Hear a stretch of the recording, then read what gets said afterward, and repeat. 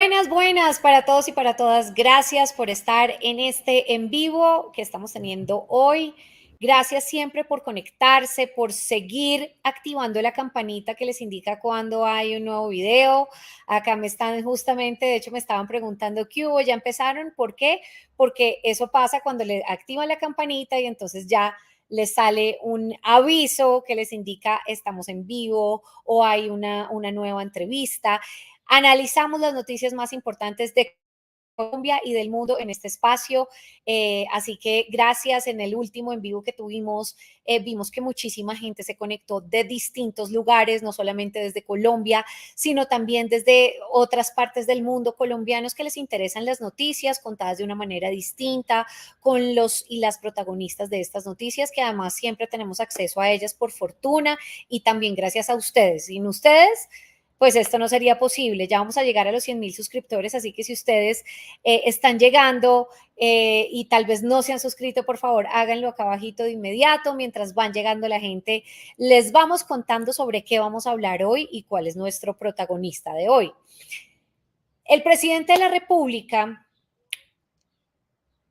Gustavo Petro, dijo lo siguiente hace muy pocas horas. Dijo que iba a denunciar ante la ONU que el Estado colombiano no estaba cumpliendo el acuerdo de paz firmado en el 2016 con la antigua guerrilla de las FARC y vaticinó lo que él llama un derramamiento de sangre. Es muy curioso este planteamiento del presidente. ¿Por qué? Porque básicamente estaría pidiéndole, o mejor, denunciando esta situación en la ONU, sin embargo, desde su propio gobierno. Queremos saber qué implicaciones tiene esto, queremos saber qué es lo que nos está cumpliendo, queremos saber esto qué podría traer para nuestro país. Pero antes de eso, quiero que ustedes, mientras sigue llegando la gente a este vivo, vean exactamente lo que dijo el presidente Gustavo Petro. Por favor, Jonathan. Yo quiero que se abra la discusión porque nos va a tocar ir a las Naciones Unidas. Cada 3 meses hay que ir. Esto no es un juego.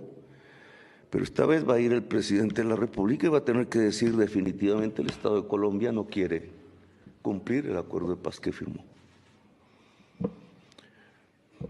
Yo no puedo decir mentiras. ¿Qué consecuencias tiene eso? Yo creo que graves. La incredibilidad del Estado colombiano ante el mundo, porque se comprometió ante el mundo, no solo ante unos señores armados, bastante gorditos estaban en ese momento. No, ese no es el problema. El problema es que en la declaración unilateral de Estado, el Estado de Colombia se comprometió ante el mundo y la humanidad a cumplir lo que firmó. Si Eso nosotros no es cumplimos lo básicamente que lo que dijo firmamos, lo que viene es presidente de la derramamiento. República, y por eso quiero saludar a esta hora al senador del Partido Comunes, Julián Gallo. Él en la guerra se hacía conocer como Carlos Antonio Lozada. Gracias por estar acá. Muy buenas tardes, María Camila. Un saludo para todos quienes nos ven a través de estos medios virtuales. Y bueno, aquí atento a poder atender las preguntas.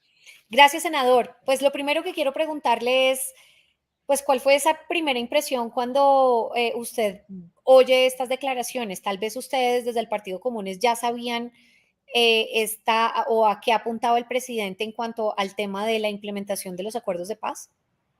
Sí, claro, por supuesto. Es que hay un hecho que es poco conocido y quienes lo conocen a veces por intereses lo ocultan.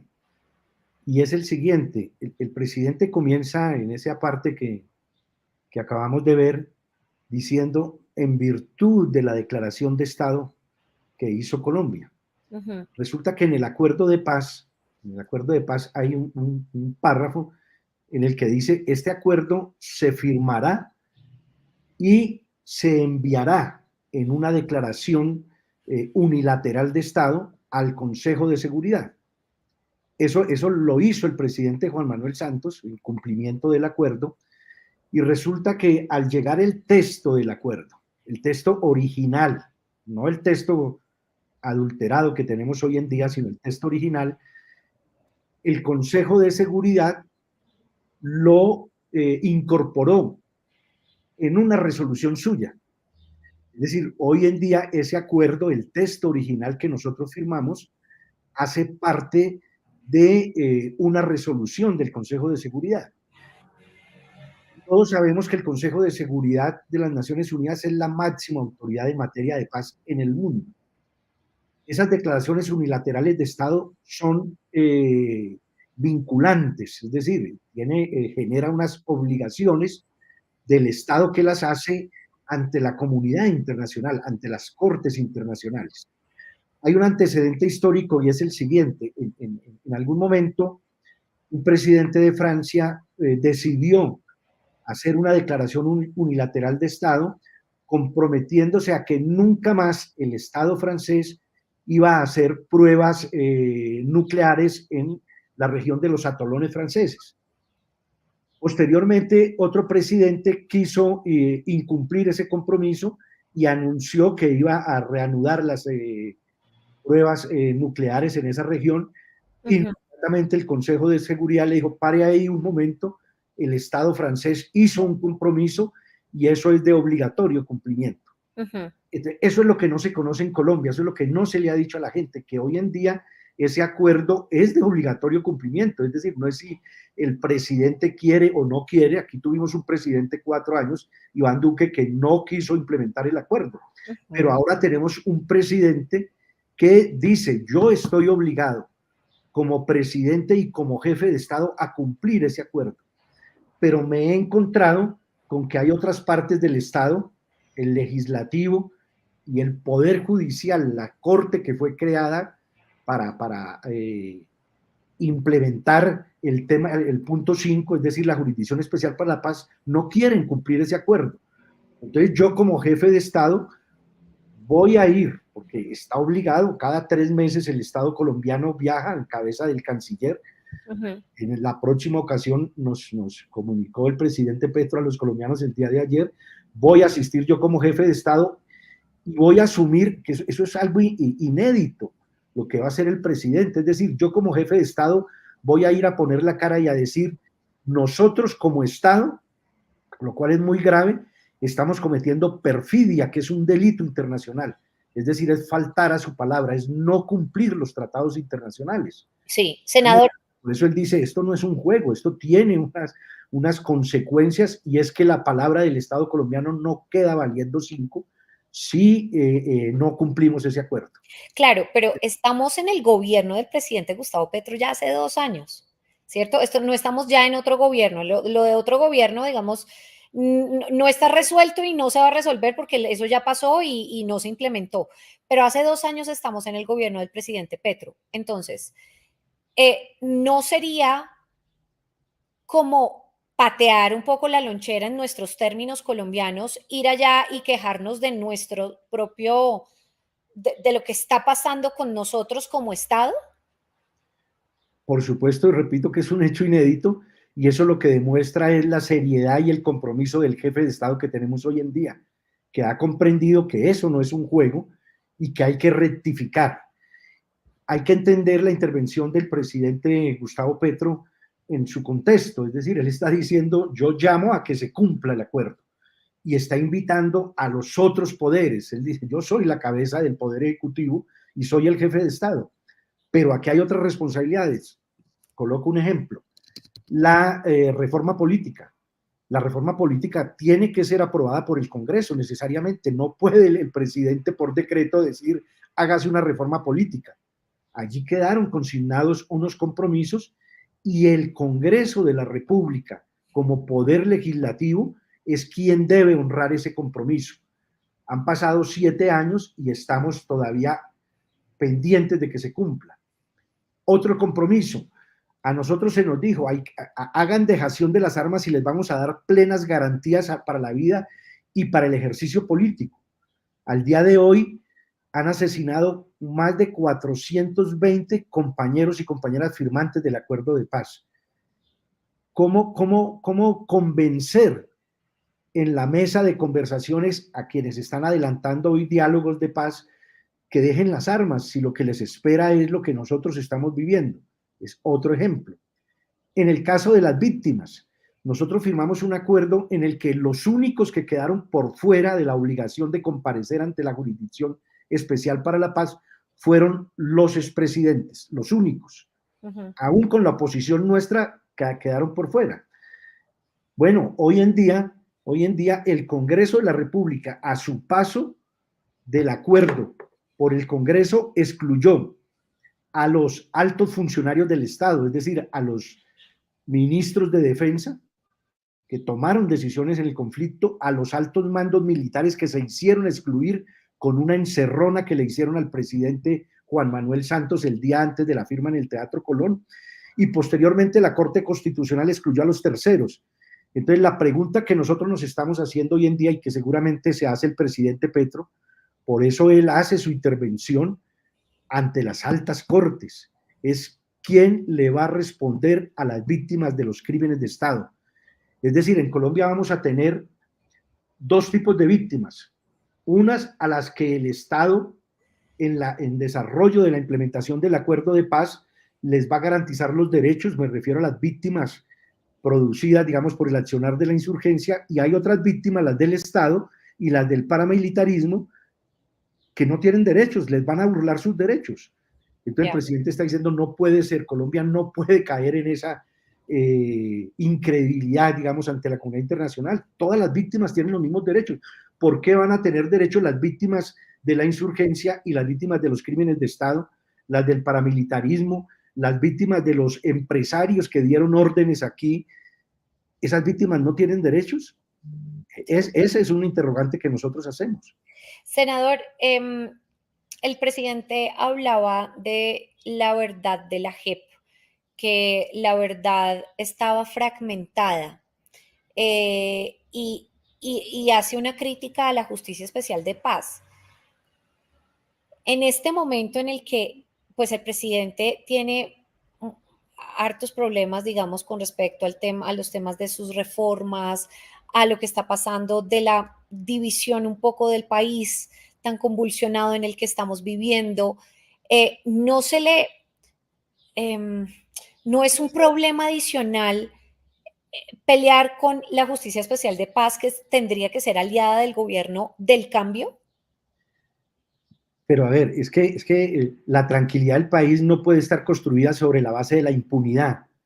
La tranquilidad del país tiene que estar garantizada sobre la base de la verdad completa. No vamos a tener paz, no vamos a tener tranquilidad, no va a haber un cierre definitivo del conflicto si no hay verdad completa.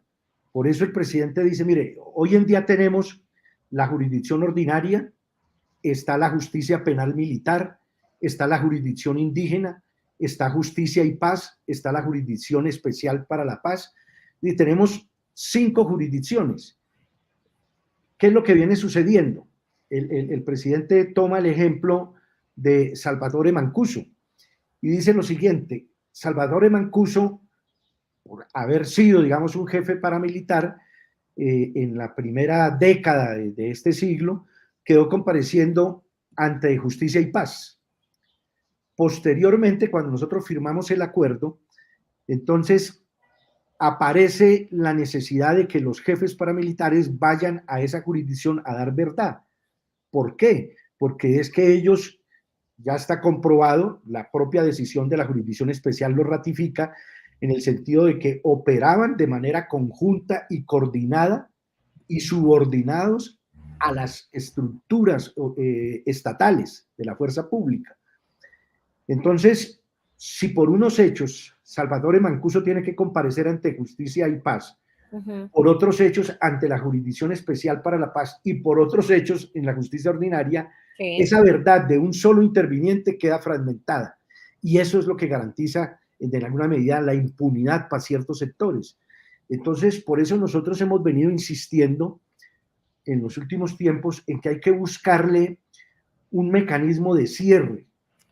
Aquí, en algún momento, cuando nosotros expresamos eso, se interpretó como que es que estamos pidiendo impunidad. No, nosotros somos los más interesados y no hemos dejado de acudir a todas las citaciones que nos ha hecho la JEP.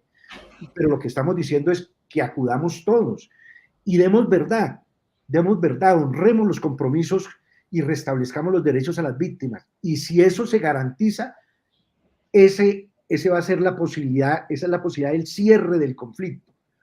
El conflicto nos va a quedar mal cerrado si solamente damos verdad uno de los intervinientes en el conflicto o dos. Entonces decimos, eso hay que crearle un mecanismo. No es, repito, para la impunidad, no es para garantizar perdón y olvido, es exactamente lo contrario, es para garantizar la verdad. También quienes quieren meterle ruido a esta discusión, dicen, no, pero es que va a venir la Corte Penal Internacional. No, la Corte Penal Internacional viene si el Estado no garantiza que se comparezcan ante la justicia transicional todos los intervinientes. Ahí sí vamos a abrir la puerta para que regrese la Corte Penal Internacional. Senador, usted habla de distintas responsabilidades, ¿verdad? En el incumplimiento de la implementación de estos acuerdos. Habla de la Corte, habla de los congresistas, etcétera. ¿Ha habido incumplimiento por parte de los exguerrilleros que dejaron las armas como usted? Hubo incumplimientos de quienes se fueron del acuerdo. Debemos traer a la memoria, ¿cierto?, que hubo un grupo, digamos, de firmantes del acuerdo que en virtud, digamos, de los entrampamientos que se quiso hacer, tomaron la decisión equivocada, errónea, claro, de dejar a un lado su compromiso. Pero de los que quedaron. Allí hay un incumplimiento, por supuesto. Hay un incumplimiento. Nosotros siempre fuimos claros que en medio de las dificultades que hemos enfrentado, lo correcto, el proceder que debe darse, honrando la palabra que dimos cuando pusimos nuestra firma en ese texto, es mantenernos en medio de las dificultades, luchando porque se dé la implementación integral del acuerdo. Sí, de los que se quedaron, de los firmantes que se quedaron, no ha habido incumplimientos. Hay algunos casos aislados de gente que posteriormente ha delinquido, han sido algunos de ellos excluidos de la jurisdicción especial. Nosotros, entre otras cosas, le hemos dicho a la jurisdicción que hay que honrar el compromiso en el sentido de que quien vuelve a delinquir se le siga el debido proceso, y si eso se demuestra, si es vencido en juicio, pues puede ser retirado de la jurisdicción especial, pero no por una decisión que tome, digamos, un juez sin un debido proceso. Pero luego que nosotros estamos obligados a cumplir, y quien no cumpla, quien no honre sus compromisos, pues es apenas lo que está establecido, que puede ser retirado de la jurisdicción especial. A toda la gente que se está conectando, muchas gracias por mandarnos sus comentarios, mandarnos preguntas y demás. Y por favor, no se les olvide suscribirse. Quiero hacerle esta pregunta: ¿qué ha sido lo más difícil en este gobierno del presidente de la República, Gustavo Petro, en esa implementación de los acuerdos, aparte, digamos, de lo que ya hemos hablado con respecto de la Corte y con respecto de los congresistas, que ha sido complicado para decir, venga, ¿por qué no se ha implementado el tema de la reforma agraria? ¿Por qué no se ha implementado esto? O sea, ¿qué ha sido tan complicado para poder honrar esos acuerdos?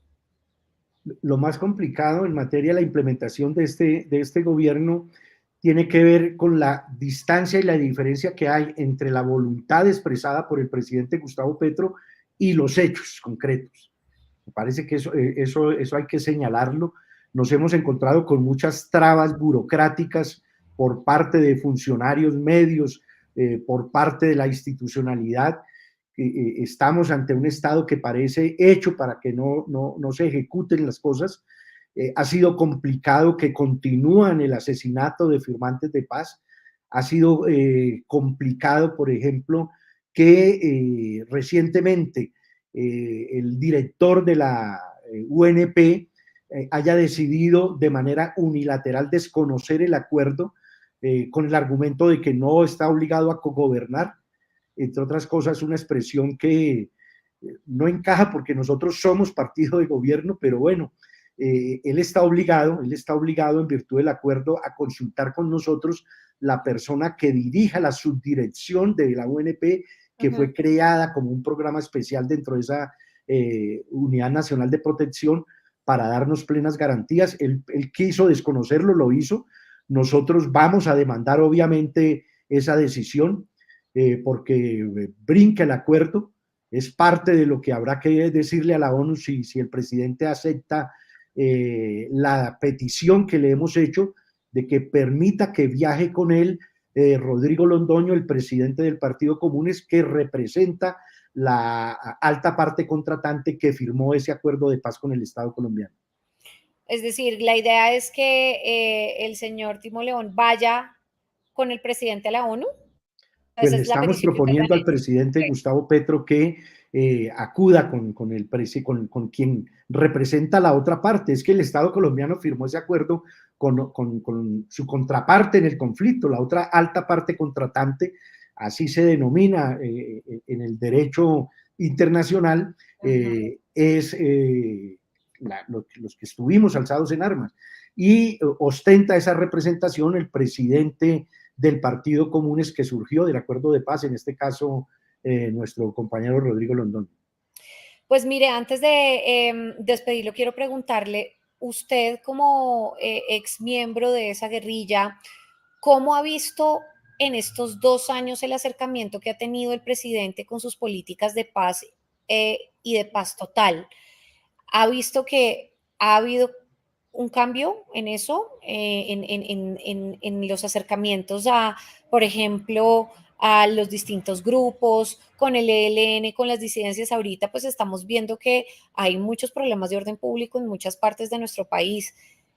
¿Cómo haría usted un balance de lo que ha hecho estos 2 años el presidente? Bueno, nosotros obviamente apoyamos todos los intentos de paz, somos unos convencidos por experiencia propia que la forma de cerrar el conflicto, de cerrar todas las expresiones de violencia es a través del diálogo.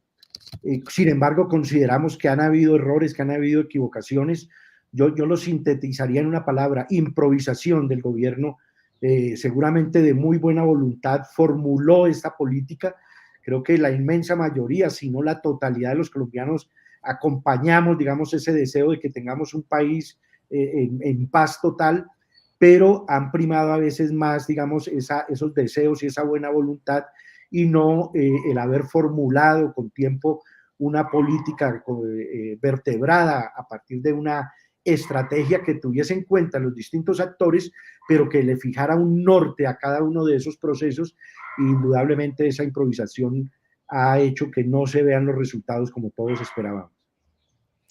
Sí, y pues ahora todavía quedan 2 años, pero vamos a ver si esto cambia y vamos a ver si definitivamente van a la ONU a hablar de esto y qué efecto podría tener también esto en nuestro país. Mucha gente, no solamente de la oposición, sino que fíjese que otras voces, tal vez de centro de los partidos, tal vez verde y esto, están diciendo que podría ser contraproducente para nuestro país que el mismo presidente vaya y se queje de que el Estado colombiano no quiere firmar los acuerdos. Sin embargo, pues es una realidad lo que está pasando y fíjese que acá, por ejemplo, un usuario decía que el Estado no solamente es el poder ejecutivo, marinos, y pues de acá hemos estado hablando de otros actores que en efecto conforman ese Estado. Así que pues le agradezco estos minutos que tuvo con nosotros, a toda la gente, gracias por conectarse, a Hugo Caballero, Omar Palencia, Marinos, Noralba Vázquez, que también han estado muy atentos y dando sus opiniones acá en el chat de esta conversación. Mil y mil gracias. Por favor, suscríbanse acá abajo y le doy gracias, senador, por estos minutos. Bueno, a ti, María Camila, muchas gracias y a todos quienes estuvieron atentos a esta transmisión. Un abrazo. Mil y mil gracias a todos y a todas. Por favor, suscríbanse, no se les olvide, activen la campanita. Ya vamos a llegar a los 100,000 suscriptores, ya casi, ya casito. Y quiero anunciar que cuando lleguemos a los 100,000 suscriptores, va a haber un cambio de imagen completo en este canal. Así que hay que estar muy atentos. Mil y mil gracias. Nos vemos.